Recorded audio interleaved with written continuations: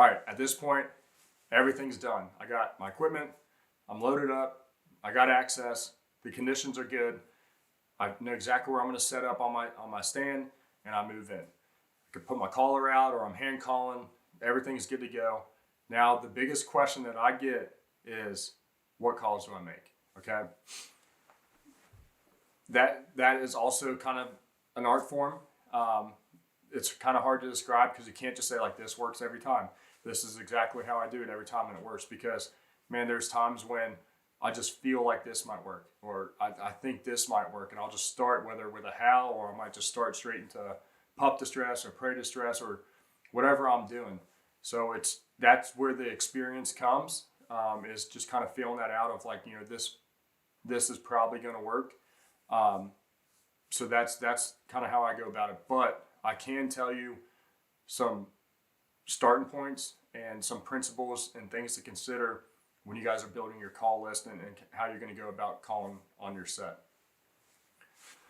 I predominantly use coyote sounds. I think that is by far the most advantageous, whether you are hunting in high pressure areas or you're hunting the same spots over and over. I love using coyote sounds, but I'm not afraid to use any type of distress sound or prey distress or pup distress. So let's just say I'm picking a set and I have, really big wide open areas. I'm probably going to let loose with some sort of howl. You have, lone howls, you have interrogation howls, you have challenge howls, you have serenades, you have fights, you got all kind of stuff you can start with. I usually choose to find some sort of like non-confrontational sound to cut loose with, whether that be kind of a lone male or a lone female. Just hey, I'm over here, give a howl out and kind of see what happens. A lot of times too is you'll hear a pack open up over here, one open up over there, one open up over there. Now when that happens, that is essentially, imagine that as like a roll call.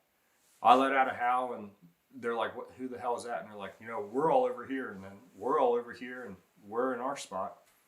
So you may not, just because you heard coyotes rip off doesn't mean you're going to call some in.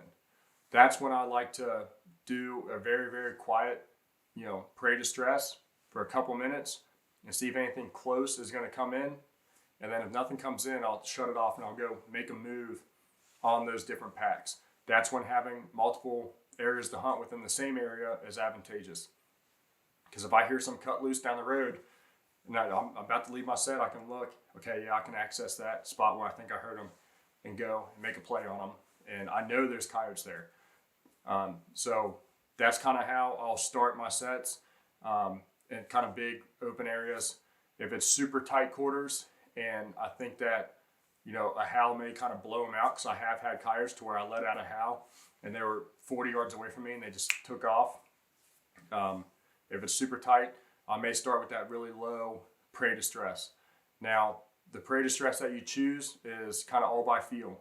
There's some times where I want to sound a little bit more raspy, and I'll pick a sound for that. There's some times where I want to sound a little bit more high-pitched, and I'll pick a sound for that. So just kind of play with your sound library and find the ones that you like, and maybe that really soft couple minutes of prey distress to maybe pull something in that's close and going to respond. All right, so I either start with a howl or I start with some sort of distress. I let my calls go. Howls, I let them go for like 30 seconds or so, and I'll shut them off, and I usually shut up for like 3 to 4 minutes. I try to be quiet and kind of let the situation develop. If it's prey distress, I'll let it go for 20, 30 seconds, and I'll pause it for about a minute, 20, 30 seconds, pause it for a minute, and I'll do that for about 4 or 5 minutes. If something comes in, obviously, finish the engagement. Anytime I shoot a coyote, first thing I do is I hit some sort of pup distress and just let out that pup distress, because a lot of times you'll have 3 or 4 coyotes in the wood line and they'll send one scout dog out and you plug him. Well, now if I go into distress, they're all like, damn, like my buddy's getting messed up there. I got to go help him. And you'll have two or three more come in. So if I shoot a coyote, I usually go right into some sort of pup or coyote distress. If I don't shoot anything, let's say I howled, I may answer myself.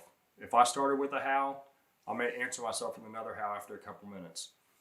Say I do like some long lonesome coyote howl, I may answer back with a challenge, okay, to myself, trying to make it sound like there's a couple coyotes up there messing around. If you're in a coyote's territory, a pack of coyotes territory, there's a good chance they're going to come and try and check that out. So if I'm starting with howls, I kind of stay with howls in the beginning of my set, and then I'll go into the distress towards the end. If I start with distress, I may play a different distress sound. So say I start with a rabbit, I may play a bird and kind of change the pitch and the tone, or just make it kind of like, man, what the heck is going on up there? I at least got to go look. And then after I do my distress, my first like 10 minutes, then I'll get into kind of more coyote sounds.